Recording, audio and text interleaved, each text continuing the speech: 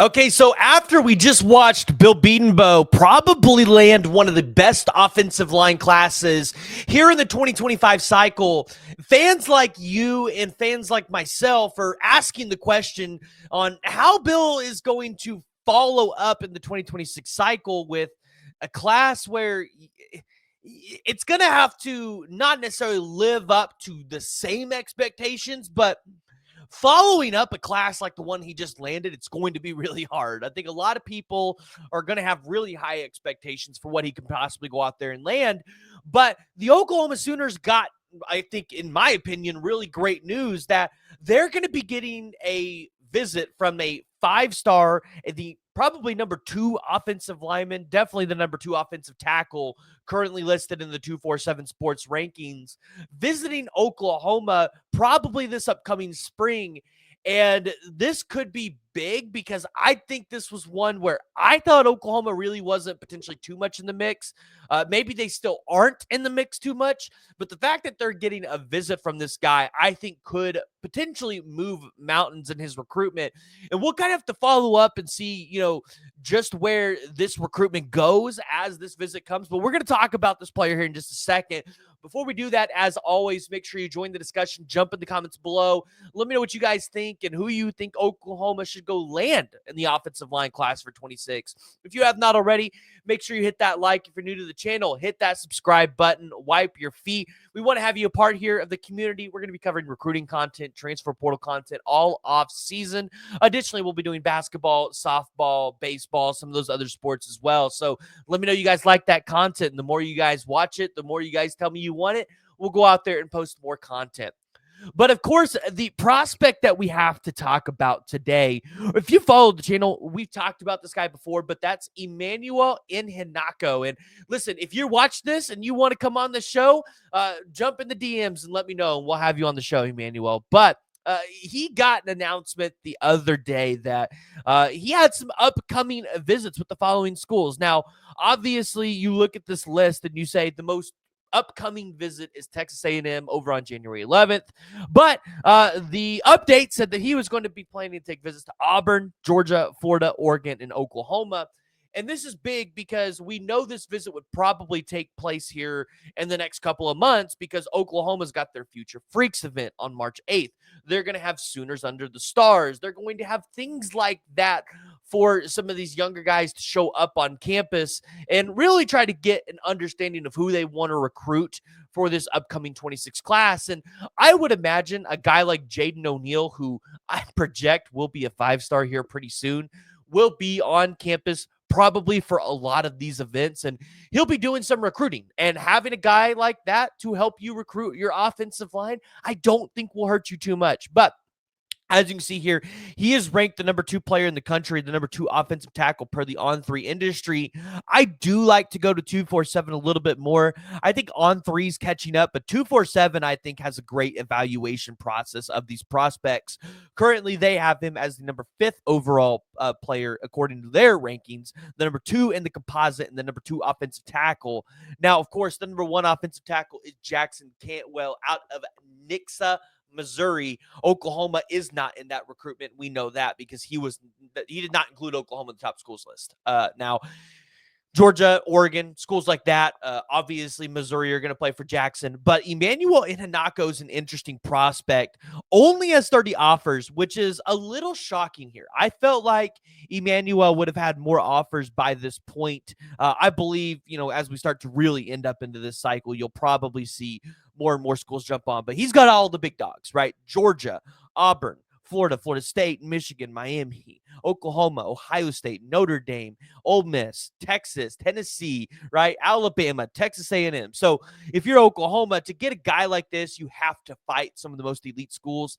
And it just didn't feel like early that Oklahoma maybe was going to be in this race for the long term. He hasn't taken very many visits. Penn State's gotten 3 from him. Bama's gotten 2. Florida's gotten 1. Auburn's gotten 1. Georgia, he's not, as far as I know, he's not been on campus with Oklahoma. So at least getting him on campus this spring to kind of evaluate where you're at in this recruitment, I think would be beneficial.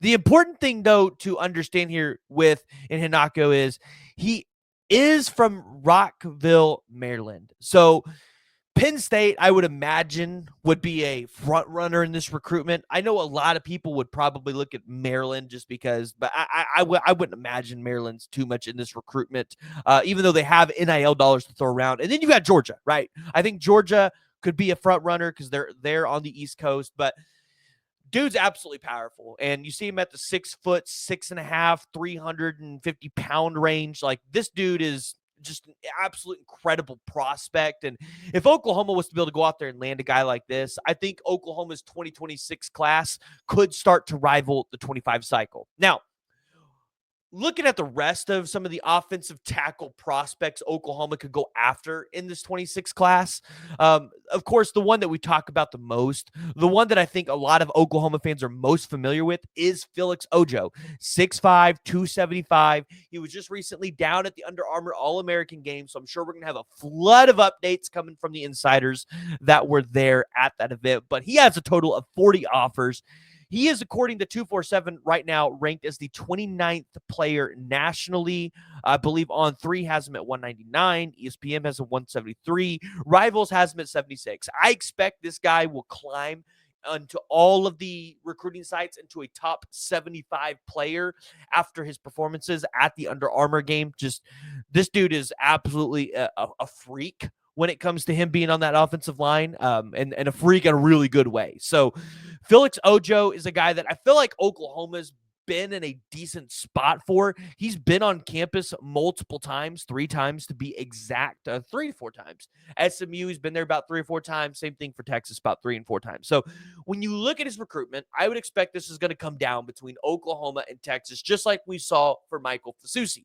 Now, the good news is if you're Oklahoma, I feel like this is your prized offensive line prospect on, whether it's interior or on the tackle spot in the 26 class. I don't think there's anybody else that's really rivaling Felix Ojo yet for that position. Maybe Immanuel and Iheanacho really takes over that spot too, but right now it's Felix Ojo.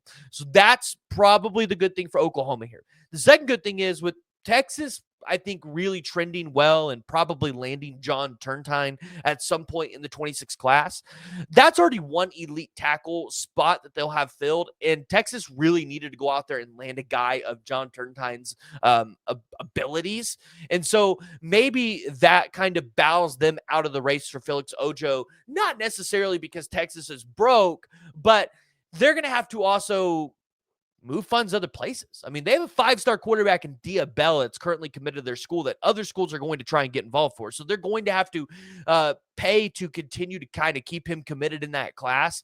And so where I think, yes, Texas could definitely pay for multiple tackles. We saw them do it in 2022 when they got Campbell and they've got Kelvin Banks. They could do it again this cycle. I would just think if Texas, they're probably going to try to really turn up the heat on maybe somebody like the next prospect we're going to talk about, Zayden Krempin, right? Zayden Krempin is a 6'5", 255 guy. I think he could play interior or the tackle spot. He's been to Oklahoma twice, been to Texas twice, been to SMU 9 times.